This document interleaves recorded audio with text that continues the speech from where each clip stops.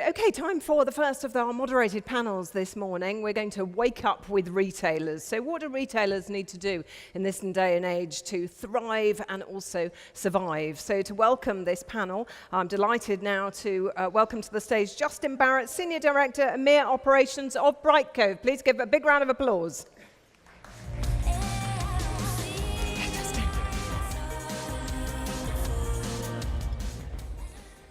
Well, good morning, everyone. Welcome to our first panel. It's a bit hard to follow a dancing robot, but we're going to give it our best shot, really. So my name's Justin. I'm Senior Director for the EMEA operation at Brightcove. Who are Brightcove? We're an online video platform, and we help brands and retailers such as yourself deliver powerful video experiences.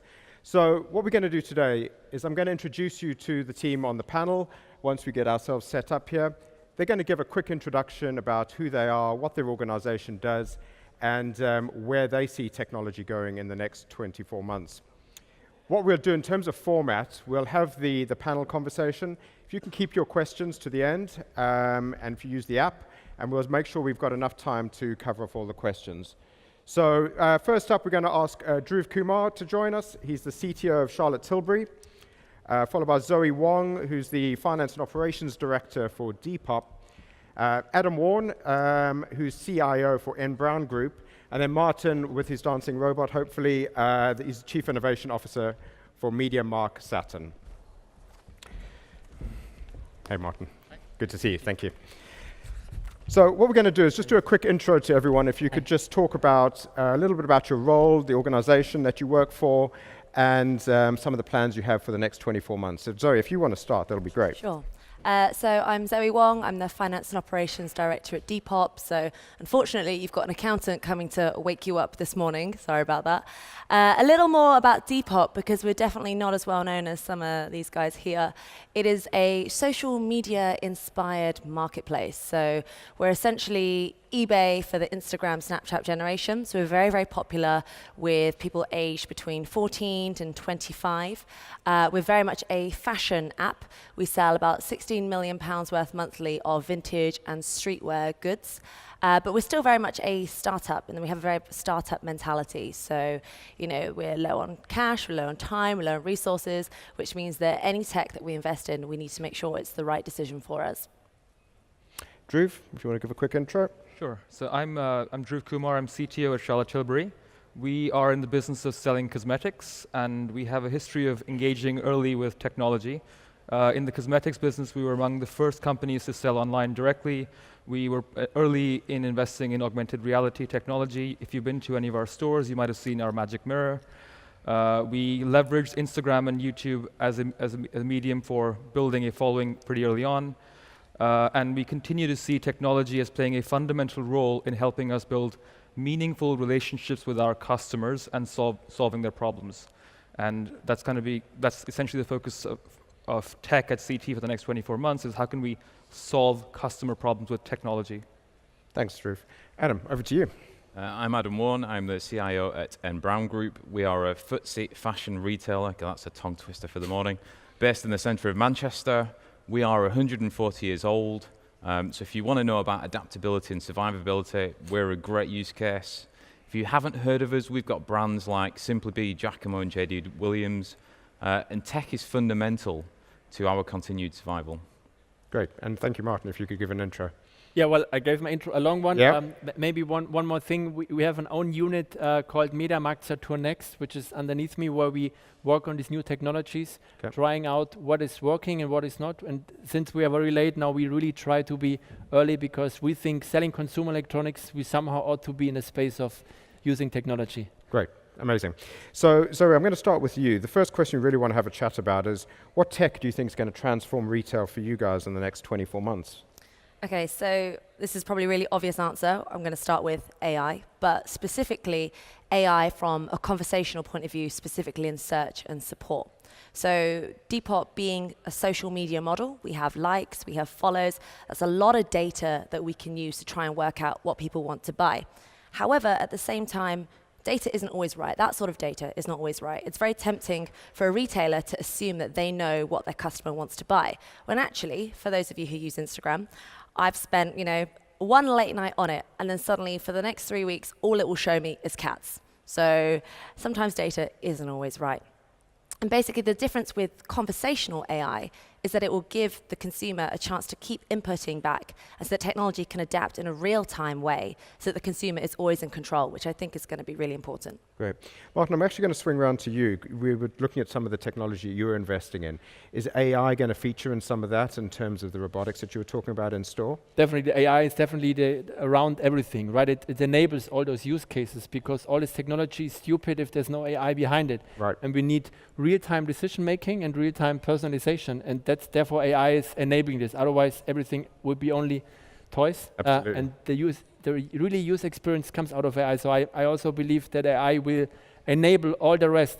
We still need to find, I think, the right channel for interaction with the consumers. There will be many in the future. The winning one, I don't know, but that's the reason why we try so different technologies.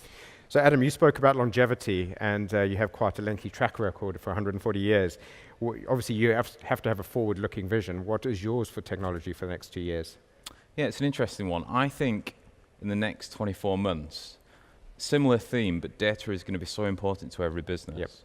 I actually don't think it's AI specifically just yet. I think in the next 24 months, hate to disagree this early in the morning, but I think it's more about machine learning and really leveraging machine learning. You know, if you look at history, you know, IBM, Deep Blue beat Kasparov in '97. That's more than 20 years ago. Netflix, they've had data scientists since they began. Right. I still struggle to find something to watch. So, you know, when you look at practicalities, I think it's data, but I think it's specifically machine learning. And I think actually it's what you do with the insight that matters. It's not the fact that you're using AI or machine learning. I think Tom's amazing. I think true AI, when you asked him to dance, Tom would have said, actually, we're a little bit behind on schedule. Why don't we cut out the dance? And I think that's really the difference between machine learning and AI. And I think that's going to come on to a question we're going to look at in a little bit around technology for the sake of it. When does it become a gimmick and when is it actually adding value? So Drew, from your side at Charlotte Tilbury, can you just talk us through some of the ways you're looking at tech in the next 2 years? Yeah, so I think in our case, if I rewind by 5 years, the barrier to entry for a small brand to have an online presence and sell directly to consumers was pretty high, in the sense that for a small company to have an amazing website, amazing mobile experience, and make that available to customers was expensive and time-consuming. I think with the rise of, again, this is a very mundane answer, but with the rise of APIs and SaaS and AWS and stuff, it's becoming unbelievably easy for even a micro brand to have a really compelling online offering. And what that will enable in the next 24 months is micro brands having direct-to-consumer presence, punching above their weight, and bypassing retailers. So when I look at, especially in the beauty industry, there's loads of companies that do between 10 and 50 million in revenue. They're going to be able to offer compelling online experiences that compete with the very best retailers. And then the question is, why do they need to rely on retail partners for actually selling online? And so we'll see the rise of direct-to-consumer. And that's, I think, a big... Effectively, the removal of the barriers to entry. It's becoming quicker for everyone to compete on a level playing field.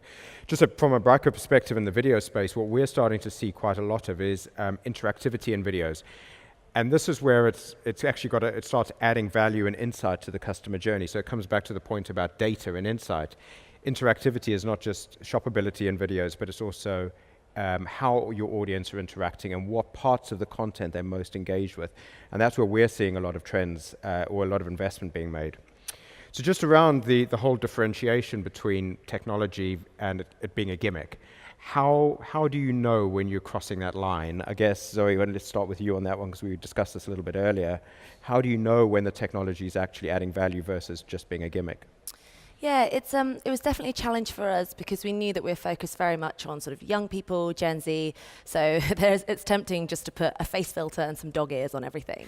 When actually it was trying to remember what it is that they value versus the rest of our consumers. And as we grew, the challenge was trying to retain that. So as you scale quickly and as you start to get more revenue, it's very easy to land grab and just go for any sale, any customer. And we actually did a rebrand last year to make sure that we were kind of staying true to our core and our core values. So I think it's always about serving your market. I mean, also strategically, a gimmick may be what's right for you strategically, but for us it's kind of remembering what it is that our consumer wants.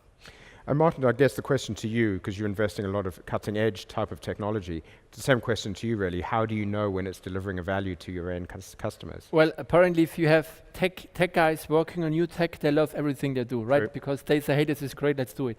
And that's the reason why we tried very early with consumers. So for example, 2014, we did something with 3D printing because back then it was also hyped. We said, yes, let's build a way where consumers can order a customized cell phone cover and then print it out, right? People didn't go for it, so we killed it immediately. And when we built this AR experience, there's no AI, it's just a showcase. But people loved it, and now we say, okay, now we can invest further. So we try to bring in consumers as early as possible with pilots, because just telling them, hey, do you want to fly instead of driving tomorrow? They would say, no, I need a better car. Same like with the horses back then. And that's the reason why we want to really show and work with them, and that's our way to find out. Okay. And Adam, I guess same question to you really. How do you evaluate when that stops adding value really? I think as a business you have to have a shared understanding of what the key metrics are. Sure. And we do as a business, most of it is focused purely around customer. And whenever you're introducing new tech, you have to make sure that those metrics are moving in the right direction.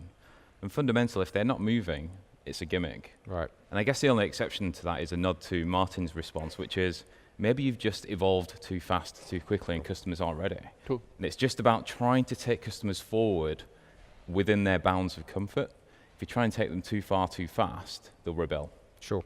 And Dhruv, I guess you procure and get pitched a lot of technology as a role as a CTO for a big brand like that. How do you cut through the noise and identify what's actually going to add value to your customer versus just being a bit of noise? I think the main thing is we need to work backwards from identifying a consumer need and a problem. Right. So when we begin with a technology in mind and then we try and shoehorn that onto a consumer need, that's not going to work. So if someone comes to me and says, hey, I have an AI solution for you, and there's no understanding of what the problem was to begin with, that is very likely to be a gimmick. Sure. So I think I think technology is a way of solving different customer problems. It's one of many ways of doing so.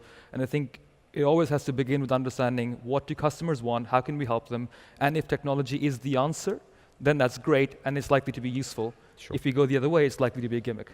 And we come across that, to echo your point, we come across that quite a lot with customers where they're interested in lots of new features and functionality.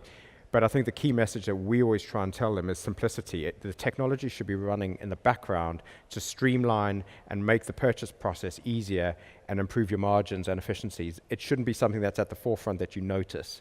It should be running in the background. So just tapping onto that, how are you enhancing your customer journey? So I'm guessing for you, Zoe, it's more around what enhancements to customer experience would you like to see from tech in general? That's an interesting one. I mean, I think for me, the future is like our customer experience in particular is very much driven from a community. So we see this phenomenon of young people who are basically listening to anything that an influencer says and will blindly buy whatever that they tell you. For anyone who's got a young son in the room, you might have heard of this brand called Supreme, where you have teenagers who will queue around the block just to get a branded brick or something ridiculous like that. And I actually think there's something around community-driven personalization, not just kind of personalization based on what the individual wants and what they've been looking at, but also people within their community and kind of outside and within their lifestyle sphere. I think there's definitely something around that. Okay. And Dhruv, we were talking just before we came on stage around you rebuilding the tech stack from scratch. How are you looking at this approach to the customer experience? Or how did you take that step back and decide what to invest in and how to build out their customer journey? Sure. So kind of our motivation in rebuilding the tech stack from scratch was to have ultimate flexibility in being able to customize the experience. So if we end up using something like Magento, we are basically going to be a reskinned version of Magento. And the idea was we want to retain a lot of flexibility, and that's in the service of a specific goal. That a lot of retail companies can focus on really optimizing the conversion funnel. That's not our goal. Our goal is providing a really meaningful pre-purchase and post-purchase experience, and doing that was quite hard on any of the existing platforms, and that was the kind of core goal of that, was build that relationship with customers prior to purchase and post-purchase, and not just push them through to checkout. Sure. And Adam, I guess the same question to you around the longevity your business has had. You must have had to innovate consistently to stay ahead of the curve. How is technology helping you guys do that? Well, for us, we, like I said earlier, we put the customer right at the center of everything we do. And we specialize by creating fashion that fits and flatters. So, fashion that makes anybody look and feel amazing regardless of size and shape. And we're all individual, we all have different sizes and shapes. So creating fashion that fits is actually more difficult than it sounds. And we've got some great experience in the business about how to do that. But technology is really adding an additional layer of speed and pace to that process, and it's simplifying it a lot. Kind of direct to customers, so how they feel when they interact with our brand. For me, it's about channels and selection. Okay. We have a wide variety of different customer types, and people like to still pick up the phone to us. People still like to send checks into us, but people like to use, Alexa and things like that. And so we're constantly looking at how we can serve the plethora of different customers we have in the way that fits them, not the way that fits us as a business. And to echo that, it's just a question really, have you ever considered things like augmented reality so people can see how an item looks on? And the reason why I ask that is that in a previous life I worked at Made.com, and we had a challenge where people were trying to buy furniture but couldn't visualize it in their room. And is that something you guys would consider? Without a doubt. So, it's about getting the tech so it's seamless enough and easy enough to use. We actually had some smart mirrors in stores where customers could try things on. Okay. But quite frankly, our delivery proposition is so good, customers can order different garments to their house, try them on, send the stuff, the stuff back that they don't want. So I think we tackle that from a different angle. Exactly. And Martin, to you really, how are you enhancing? I mean, we've seen obviously your robot. How else are you enhancing the customer experience? Well, first of all, I fully agree. It has to be easy for the consumer, right? Because we are selling consumer electronics, and many people have problems to connect an iPhone to a Sonos speaker, which should still be the easiest part, right? And now we tackle them with new technology, and they are overwhelmed usually. Still, we are selling them. We need to be able to use it. And that's the reason why we always try to build the experience better, making it as easy as possible. For example, the robot, you saw Paul, the big one, you only can talk to him by voice. So it's very easy, everybody can talk, right? And now with the assistants coming closer, people are now more and more used to talking to him, and we constantly adapt to the consumer needs. So we try really to show the consumer, yes, we are there, and we make technology easy for you. And to achieve this, we are also rebuilding our whole tech stack, and we are building everything API-based to make us flexible, because we do not know which technology will be there in 5 years, and we want to be able to adapt, and that's the reason why we have all those data lakes with APIs, so we can connect whenever it's needed to the right one. So effectively future-proofing your strategy around that. Yeah, at least we try, because as you know, it's so fast that who knows? And I guess tied into that is how we're using, all of us around the table here, how we're using technology to improve efficiency and reduce costs. And I guess that's tied into that in terms of not having to rebuild every time. Definitely. And I mean, one very easy example, use technology to reduce cost is our electronic shelf labels. Sure. Right, in the past, our employees in the morning, they came to the system, they had to print the price, cut it, and glue it. Right. Now they just push a button. It's a very easy business case, and you can scale it.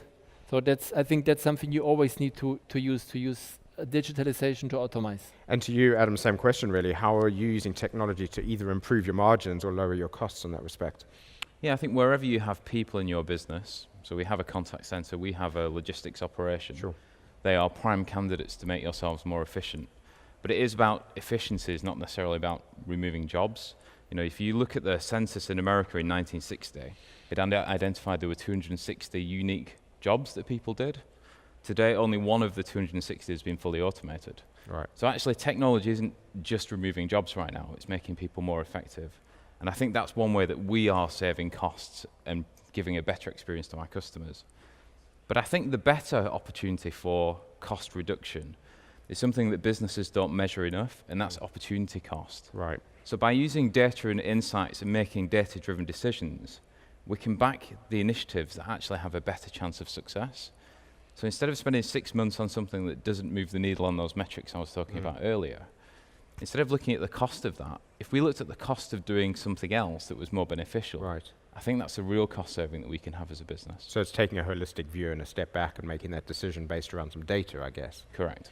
And Zoe, to you, I guess the same thing. You know, how is technology helping you streamline? I mean, you're a small, agile business and you're growing. How do you use the tech to make that more efficient? Yeah, I mean, I'd echo Adam's point that it's not necessarily about saving costs, it's about efficiencies, particularly with a startup mentality. Actually, profit isn't always the main goal.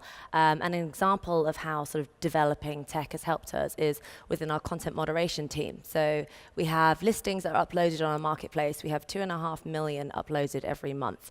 And basically, when we began, we literally had one person who was manually searching on the app for bad words or items that were against our rules.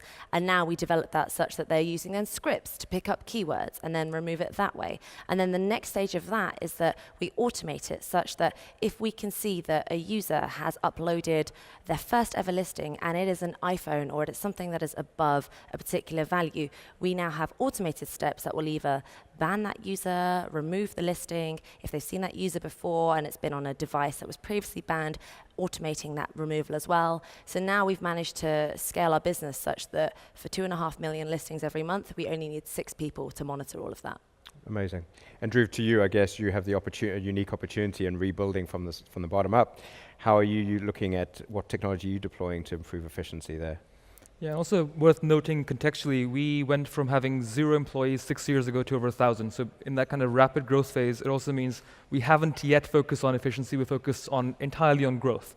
So when I look around the company, there are huge opportunities for using technology to automate manual processes, I look at a lot of people and what they're doing is gathering data from different sources and putting it in Excel, and that feels like not the best use of their time. So across the entire business, there exists opportunities for automating manual processes, and to echo what Adam and Zoe said, this is in the interest of making them more effective and allowing them to do things that humans can uniquely solve, and using software where things are exceedingly repetitive and boring. Absolutely, and I can give a couple of examples as well, just from the video space.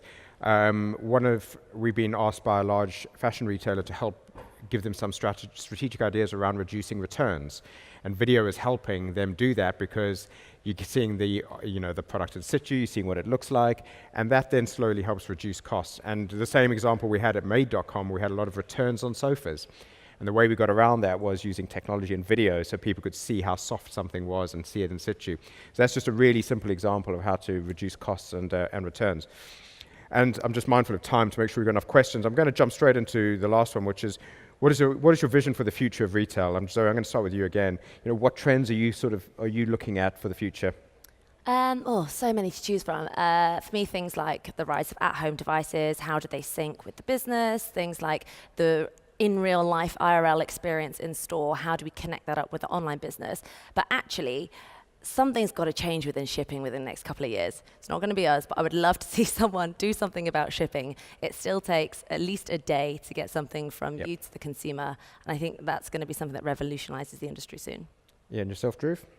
I have a very mundane response to this. I think continued rise of omni-channel and the continued rise of direct-to-consumer, and the reason I say that is because there will continue being some products which you need to touch and feel to buy with confidence. Cosmetics is one of them. And yet there are commodities that are fungible and replaceable and easily bought online where convenience is the main factor. So you'll see kind of both channels being there. And I think companies that can exploit both for certain industries will be very well placed. I think direct-to-consumer I mentioned before, with the kind of barriers to entry kind of going down, it means brands can directly connect with people. And Adam, where are you putting your bets? I'm going to go with personalization. So as a fashion retailer, we have a huge range from which customers can choose. And that's a blessing and a curse. And people are, actually I think technology is supposed to make us more time rich, and I think it has the opposite effect. People want convenience, people want speed. So if I could get a customer to a product within one click, I think that would be the kind of the holy grail of retail. Exactly. And yourself, Martin? I think not long from now, many things of the day-to-day life will be fully automatic, autonomous, even ordered and brought to my house. Hopefully by my fridge and by other stuff. I don't care about that. And if I do shopping on my own, I want the best possible experience, hyper-personalized. And I think we will see many things going into this automation way. only warehouses and online channel. And if people go to a store, they want something really, really cool. Okay. And I think this will be the way future looks like, because I don't see anybody maybe not anybody, but majority in 10 years from now, why would I go to a store to just pick up milk? Right. Does not make sense.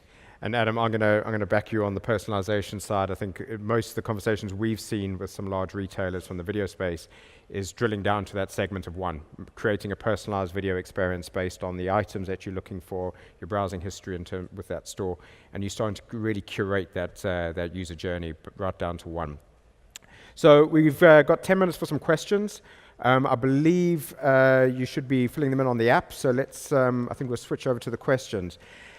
So first one up there is, how are you getting feedback on technology from customers? Martin, let's start with you and we'll switch around if that's all right. Yes, actually we immediately have always a server with everything we do. So every time there's a promoter, somebody asking the consumer about their feedback, and we constantly adapt during this. But it's important, if you do something, immediately get the feedback. Yep. Usage and feedback. And how are you gathering that data? Is it through analytics platforms or A/B testing? How are you doing that? It depends, but usually an analytics platform where they answer, and then we look at the results and maybe adapt even on the optimizing based on during the basis. pilot. Yes. Sure. And yourself, Adam? Well, I guess since May, where customers allow us to collect metrics about their behavior and things. Web analytics is a huge thing for us. Machine learning to understand why customers are doing what. But we do survey as well, and I think sometimes we overlook just the common practice of just speaking to customers. Sure. So whether that's picking up the telephone to them and asking them, doing online surveys. We did something recently about how our product, because we manufacture our own products as well, how they actually fit. And we had a huge response. And that actually just guides where we go next in our direction. Okay. And so I guess the kind of relationship you have with your customers and users is a lot more direct. How are you gathering that feedback? So Gen Z, it's only got to be one thing: social media. So there's so many benefits about the fact that we're moving quickly and we're actually directly reaching our consumers, but actually if something goes wrong, which inevitably it does, it's straight on social media. So we have a platform called Sysomos, which basically draws comments from a lot of our different channels, and then we can run keywords and various searches on it. Sure. And Drew, you've got a direct question. Somebody's asked, by building a better pre- and post-purchase experience, did you see your average transaction value increase? So two answers. One is it isn't live yet, so this is part of our new re-platform build. So I'll have a definitive answer in January. My expectation is that it will impact conversion and lifetime value, not ATV. Okay. Talking about upskilling teams, this is probably one I'm going to ask for you first, given the sizable growth you've had in your team structure. How are you upskilling and building your teams to take advantage of data insights in every interaction that you have? I think two ways we're doing it. One is just in terms of hiring. We are hiring people who are innately already analytical people and well-placed to make use of data. And secondly, we have training programs across the company. We're trying to surface metrics and dashboards everywhere. So as you walk across the building, you'll see dashboards on all sorts of things. So for customer care, for supply chain, you'll see a lot of that being surfaced, and that really helps. And Martin, I'm going to ask you the same question, really, because I think given the size of your organization and the longevity and the manufacturing side of it, how are you tackling that in terms of the upskilling of people? Sorry, Adam. Sorry. Are you asking me? Yeah, sorry, I was not sure. Okay. Given the manufacturing and the scale of the organization you have. It's tough. There is a skill shortage, and you have to cast the net out far and wide. I think the old traditional methods of finding the right people and giving them the skills is different now. I attended a company in Manchester who are taking people from different backgrounds. So there was a tree surgeon there. Right. And within just 12 weeks, him and a small team had actually built a fully functioning app that I think had commercial means. And so I think it's actually about finding people with the right values and the right attitude, and then you can give them the skills. Okay, and so I guess that comes back to you about identifying your values and staying true to them. Is that not right? No, definitely. I would also point out that when Depop grew, we had a lot of sort of young marketing people. Data wasn't necessarily one of our top skills, but there are also a lot of available softwares which make it a lot easier for the team as well. And Martin, I'm not sure if you guys have a contact center, but one of the questions we've had is, how do you see the role of the contact center evolving in the next decade? Yes, we do. Many people. I would not recommend my kids to work in a contact center. because AI will, machine learning, whatever you call it, this will definitely be there very, very early. We did a few pilots already 2 years ago, Sure. and you can take away 50% of the questions very easily because they are very easy, stupid Sure. questions like, what is the opening hours of the store, right? People could do their research if they want to, but they ask somebody, Yeah. where can I find it? Is it available? Stuff like that. And we will launch pretty soon in Germany an AI in our customer care, and it will learn pretty fast. And I think then the humans will focus on the more complicated cases, but the easy ones this will be a big change, I think, in this role, and people need to adapt to new jobs. And Zoe, I know we spoke about earlier, you mentioned same-day delivery. I'm guessing for all of you guys around here, that's a key metric for success, really, making sure that you can deliver on time. Drew, is this part of your re-engineering? Are you factoring the fulfillment process into that? Very much so. I think specifically for us, because of the risk in buying the wrong products, getting them quickly to customers and having easy returns reduces that risk. Sure. And it's a key part of us being able to sell online directly to people. Amazing. And Adam, yourself? Yeah, I think, there's another question coming up, which is where do you see retail in 5 years? Yeah. I think, delivery proposition is fundamentally going to Sure. change, whether that is through autonomous vehicles, better collection points and things. I think same-day delivery could actually be the axe that has a huge impact to the high street. Sure. And a question there for yourself at N Brown is, what's next focus for N Brown after it's Fit for Future RT? That must ring a bell to you, I'm guessing. Yeah, so somebody knows something in the audience. We're already there, so we're already charging forward with customer experience. Sure. We're doing lots of different things after Fit for the Future, so we're already on with it, and watch the space. And Martin, I think you've got a question there. It says here, I understood you do a lot of pilot tests. How early do you start looking at ROI? When the pilot starts, we don't look at ROI at all. Sure. So because then we would kill too much. We start to look at KPIs and see, okay, what could we achieve? Could we drive sales? Could we drive conversion? Could we lower the costs? Mm-hmm. And during the pilot, then we see, is there a business case? But usually the pilot helps us to build a potential business case. So we really say, this is budget for this, we tried. Right. And afterwards with a business case. I think that's very important. Otherwise, if you always try to find an ROI with an innovation topic, there will be always a more important other project in the company Indeed. with a better ROI. I guarantee you. So you would never do anything. Does everyone agree with that proposition around the whole ROI argument? Yeah, Yeah, I think so, and definitely. we've experienced that as well. There's one, it's quite a broad question. We'll swing around to all of us, and maybe Zoe, we'll start with you in terms of what's next. Where do you see tech and retail in 5 years? It's quite a long-term vision rather than the next 24 months. I kind of feel in 5 years' time there won't be this concept of tech and retail. It will just be normal day-to-day business as usual. Yep, and for yourself, Drew? Yeah, I think I'd echo that. I think tech becomes a part of just the act of selling, and I don't think it needs to be a thing in itself. Yeah, I think we're all kind of getting around to the point that the tech is underpinning everything we do, and rather than separate from us. And yourself, Adam? Yeah, similar. I've been asked the question in the past, throughout my career actually. Are you a tech business that sells things, or are you a retailer that's relied on tech? Fundamentally, we are a retailer that relies on tech, and I think most people are in the same boat. You could argue that maybe someone like Amazon is a tech business first and foremost, given their profits from platforms like AWS, etc. But for us, fundamentally, we are and always will be a retailer that's built on good technology. And your long-term vision for 5 years, Martin? I think if you're not able to adapt and use tech, you are not in business. Correct. There's a really interesting question that just popped up around how important is diversity to the development of technology. And I'm going to start with you, Martin, because we're chatting around that. How does that feature in your roadmap looking forward? Very important, because you have apparently completely different user groups that you're building this, right? From different nationalities to different male and female, and we try to really also see which kind of user group can we tackle. For example, when we look at the robots, we looked at people developing and also for the users, and we have very old people, like 80-year-old coming to the store and says, hey, great, I want to talk to this robot, and we have 25-year-olds who say, leave me alone, I don't want to talk to you. Yep. Apparently kids love it, but I think it's very important to look at different user groups, and there will be no one solution that fits everything. Yep. Therefore you need to develop with different people on different use cases. Great. Zoe, there's a question for you just around how you think Generation Z shop differently.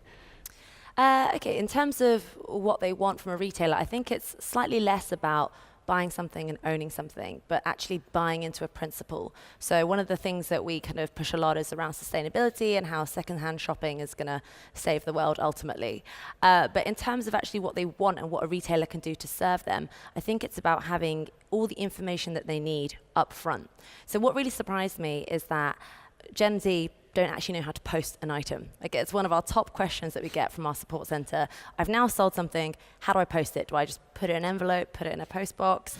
And the funny thing is that they have so much information at their fingertips. You know, when they were born, Google existed as a thing, so you would just assume that they would Google it and find out. And I think that's the difference between millennials and Gen Z, is that millennials are kind of happy to find some information themselves, whereas our Gen Z consumers expect to have all the steps in front of them and they'll just follow those as a given. Amazing.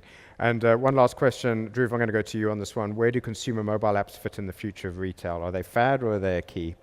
I think I'll answer from a CT perspective, in that as a brand, I think they're a fad, because I don't think there's a huge appetite for people to download a brand's app and keep engaging with that. I think it might be different for a retailer, but certainly as a brand, I think it is very much a fad, and I think that will end up being subsumed back into the web. So I'm going to ask the retailers. Adam, do you want to take this one then as well? Yeah, I kind of agree in a way. You know, downloading an app is a hassle, right? And it does have some kind of loyalty associated with it. But I think as a retailer, if you have a good level of trust with your customers and you have that engagement and you can personalize, I think apps offer customers something different. So I think it does have a place if you are a brand and a retailer who offers that kind of connection with the customer. Great. And Martin, any thoughts on that as well? Very tough. I think you constantly need to build new features and new optimizations in the app to keep the user using it. Otherwise, you download it and then it stays there forever. So it's very tough to stay relevant. As you know, you usually only use like 5 apps mainly, and to be one of those is very tough. Amazing. Guys, we've run out of time. I just want to thank the panel really for all their efforts here today and all their insights. I think we'll all be around a little bit afterwards, so if you want to grab any of us and talk in more detail, but we're going to leave it there. Thanks very much.